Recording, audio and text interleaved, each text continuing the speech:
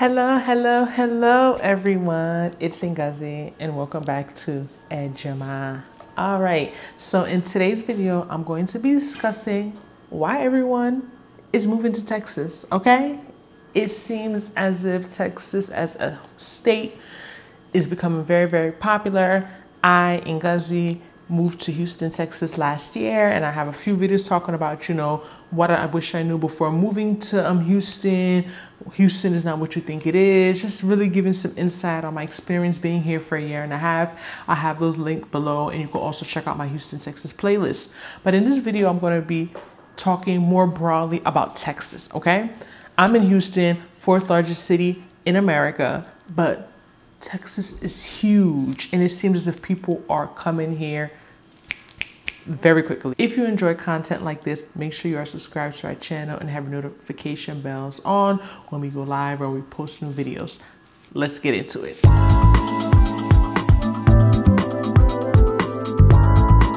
All right. Why is everyone moving to Texas? All right, so now we're gonna get into numbers. Y'all know I love the numbers. There are only 2 states in America that have crossed 30 million people in them. And of course, Texas is one of them, number 2. As of 2022, Texas reports a population a little over 30 million, 30,029,000. And the only state that has a larger population is none other than California, with a population of about 39 million. All right, so it's a big deal. It is a very big deal. Between 2020 and 2022, which is the last 22 years, Texas gained a little over 9 million people, okay? So that makes it more than any state, including Florida, which it seems as if a lot of people are moving to as well. Texas gained over 9 million residents within the last 22 years. Interestingly enough, California's population has been declining. I told you all that's the only state that has more people in it than Texas. And within the last 3 years, from January 2020 to January 2023, California has lost 800,000 residents. So that's almost 1 million people. And people are thinking, if it keeps going at this rate, Texas gaining and California losing is going to become equal in the next few years. I'm giving you the numbers, spitting out the facts. Why? Why does it seem as if people are moving to Texas in droves? Before I go into the reasons why I think people are moving, I just want to give a little bit of geography, a little bit of background about the layout of Texas. Texas has a lot of major cities, number 1. We have Dallas, you have Austin, you have San Antonio, and of course you have H-Town, Houston. What I didn't know until I started researching and looking into it is that not only do they have major cities, but these cities are highly populated. For example, Houston is the 4th largest city in America. San Antonio is the 7th largest city in America. Yes, which I would never think San Antonio of all cities. San Antonio, I'm yet to go. I'm going to make my way there soon, don't worry. Then Dallas is number 9 most populated city in America. Then we have Austin. I'm getting into Austin for sure this year. Austin, I'm not talking anymore because it's long overdue. Austin is number 11 in terms of largest, most populated city in America. And then we have Fort Worth, which is 13. All right. So I usually put Dallas, Fort Worth together. People usually refer to them as one, but no, in terms of cities, they are different. And just look at that size. You have one state that has 5 major cities that are like the top 15 population wise. That says a lot. That says a whole lot in terms of big things happening in Texas. Dallas Fort Worth area, DFW, where they have an airport, is actually the 4th largest metropolitan area in the States. The larger ones are LA, DC, and Chicago. So the reasons why people are moving to Texas rapidly. Number 1, the economy. That's number 1. A lot of companies are coming to Texas. There's Tesla just got into Austin, Oracle, Schwab, even in Houston. I'm shocked when I drive around. There's so many like Tesla locations. I know there's one on Westheimer, there's one in the Galleria. And according to statistics, 35% of the jobs in the US post-COVID were based in Texas. That's a big deal. Texas as a state has a GDP of 2.35 trillion US dollars. So if Texas was a country, Forget that it's in the US. If Texas was a country, it would be the 8th largest economy based on GDP in the world. That's a big deal. Doing my research, I found out that, I know I mentioned Dallas-Fort Worth is it the 4th largest metropolitan area in the US? It is the 2nd busiest airport in the world.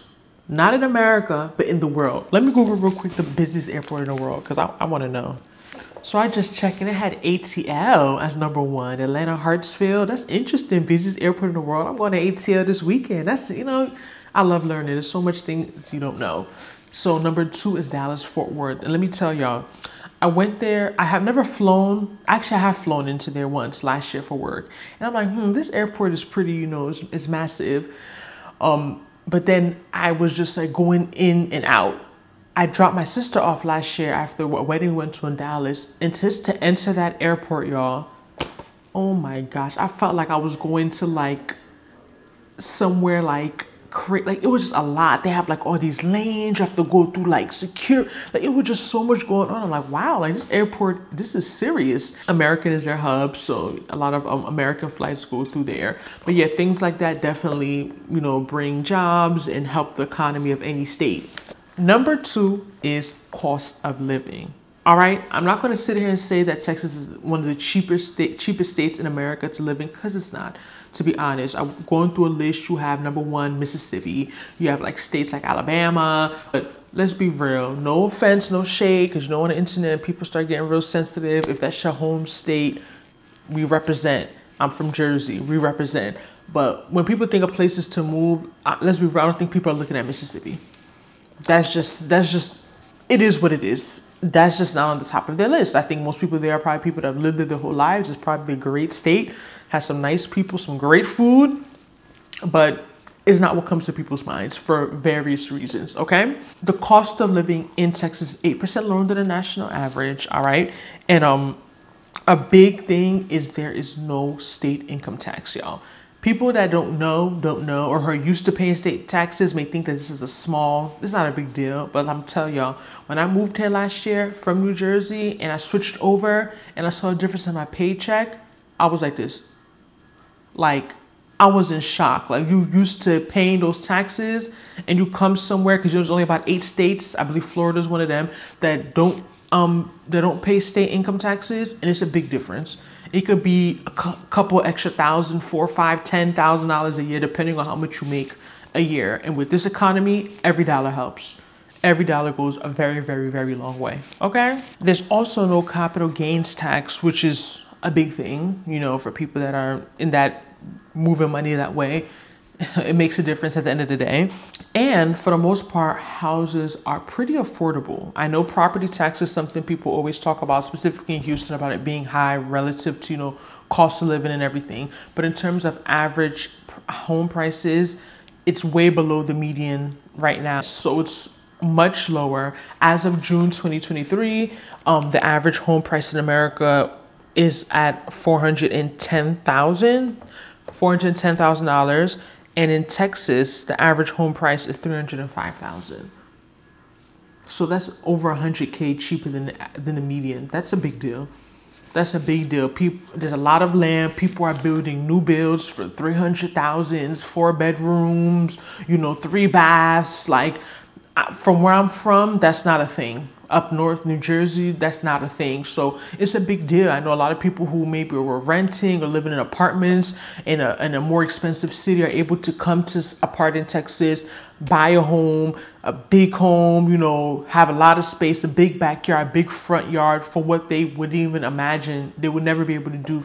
Pay that in the city they're coming from. So those are all factors that make Texas a very attractive state, to be honest. Number 3 is the oil industry. All right. So there's a lot of history specific to oil and gas in America, and it comes down to Texas, specifically Beaumont. Texas produces 43% of all the oil consumed in the US and produces 25% of all the natural gas used in the US.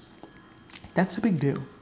All right, that's a big deal. And like I said, Beaumont, which is in like the Houston metro area, has a lot of history with oil and gas.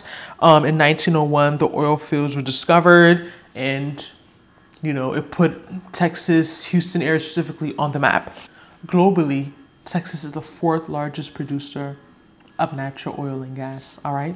When it comes to oil, it's Russia, Saudi Arabia, the rest of the US, and then Texas. And then when it comes to natural gas, is Russia, rest of the US, Iran, and then Texas. All right, so Texas is doing it big in the oil industry. If you hear a lot of people talk about careers, specifically in Houston, people always say the big careers are healthcare and oil and gas.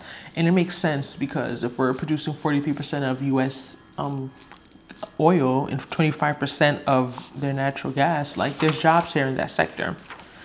All right, so number 4, I would say, is the weather. I know some people may have some mixed reviews on this. I know Houston specifically has a history of flooding, tornadoes, and I don't want to dismiss that.